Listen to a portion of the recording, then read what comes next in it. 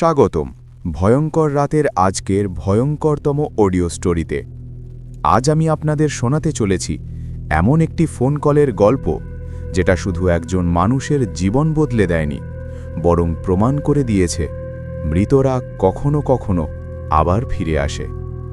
এই গল্পটা পুরোপুরি সত্যি বলে দাবি করেন ঘটনাটির নায়ক অনেক, এবং বিশ্বাস করুন, আজকের রাতের ঘুম আপনাকে দিতে হবে লড়াই করে। অনেক এক সাধারণ অফিস কর্মী, শহরের প্রান্তে একটি ছোট্ট ভাড়া বাসায় থাকতেন। সেদিন রাত 1:04 হঠাৎ তার মোবাইল ফোন বাজতে শুরু করে। অনেক তাকিয়ে দেখলেন ফোনের স্ক্রিনে কোনো নাম নেই, নেই কোনো নম্বরও, শুধু লেখা আননোন কলার। প্রথমেও ভাবল হয়তো নেটওয়ার্ক গ্লিচ, কিন্তু ফোনটা বাজছেই, থামছেই না। অনেক বিরক্ত হয়ে কল রিসিভ করল। হ্যালো, কে? প্রথমে কোনো শব্দ নেই, শুধু খুব ক্ষীণ একটা শ্বাস, যেন মাইকের একদম কাছে কেউ নিঃশ্বাস ফেলছে। অনেক। শব্দটা যেন মৃত গলার, শুকনো, ফেটে যাওয়া। অনেকের বুকের ভেতরটা কেঁপে উঠল। সে নার্ভাস হয়ে বলল, কাকে চাই? ওই ভৌতিক কণ্ঠটা আবার বলল, তুই আমাকে ভুলে গেছিস অনেক, কিন্তু আমি তোকে ভুলিনি। অনেক ভয়ে ফোনটা কেটে দিল। অনেকের মাথার ভেতর শব্দটা ঘুরছিল, কণ্ঠটা কোথাও যেন শুনেছে, কিন্তু মনে পড়ছে না। সকালে অফিসে গিয়ে সে ফোনটা সার্ভিস সেন্টারে দেখালো। তারা বলল, আপনার ফোনে কোনো কলই রেজিস্টার হয়নি স্যার, কোনো কল লিস্টে নেই। অনেকের পা ঠান্ডা হয়ে এলো। সে ফোনে কল ডিটেলস চেক করল। সত্যি, কল লিস্টে সেই ফোন কলের কোনো অস্তিত্বই নেই। সেদিন রাত ঠিক 1:04 ফোন আবার বেজে উঠল। অনেকের হাত কাঁপছিল, থরথর করে রিসিভ করল।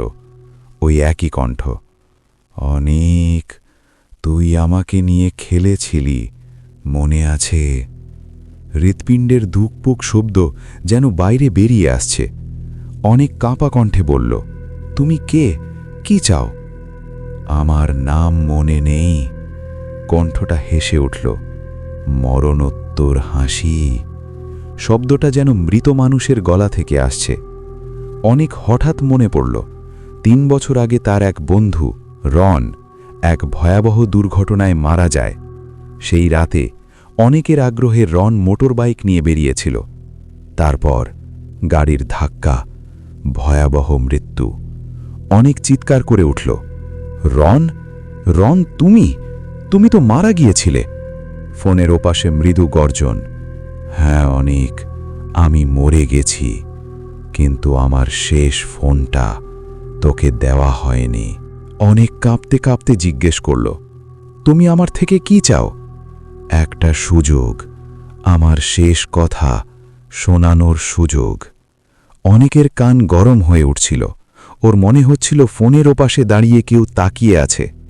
সে বলল, বল, কি বলতে চাস? ফোনের ওপাশ থেকে ধীরে ধীরে ভেসে এলো, সেদিন আমি মরিনি অনেক, আমি পড়ে গিয়েছিলাম, বেঁচেছিলাম, কিন্তু তুই। অনেকের মাথা ঘুরে গেল। আমি কি করেছি?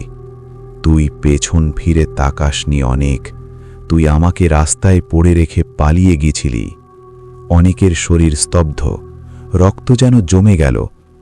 তুই সাহায্য করলে আমি আজ বেঁচে থাকতাম। হঠাৎ ফোনটা হিমশীতল হয়ে গেল। স্ক্রিনটা নিজে থেকেই ফ্লিকার করতে লাগল। অনেক বলল, রন, আমাকে ক্ষমা করে দে, দয়া করে। ক্ষমা? কণ্ঠটা ভীষণ রাগী, বিকৃত হয়ে গেল। আমি ক্ষমা চাইতে আসিনি, আমি সতর্ক করতে এসেছি। অনেক ভয় পেয়ে জিজ্ঞেস করল, কিসের সতর্কবার্তা? ফোনের ওপাশে নীরবতা। তারপর, তোর সময় শেষ হতে চলেছে। সেই মুহূর্তে ঘরের সব লাইট নিভে গেল। ফোনের স্ক্রিনই শুধু জ্বলছিল। স্ক্রিনে ধীরে ধীরে একটি মেসেজ ভেসে উঠল, লুক বিহাইন্ড ইউ। অনেকের শ্বাস বন্ধ হয়ে গেল। ধীরে ধীরে, খুব ধীরে সে পিছনে ঘুরল। ঘরের কোণে একটা অস্পষ্ট অবয়ব দাঁড়িয়ে, মাথা একদিকে হেলিয়ে দেওয়া, হাতে ভাঙা হেলমেট, মুখ জুড়ে রক্তের শুকনো দাগ। সে রন, অথবা রনের মৃতদেহ।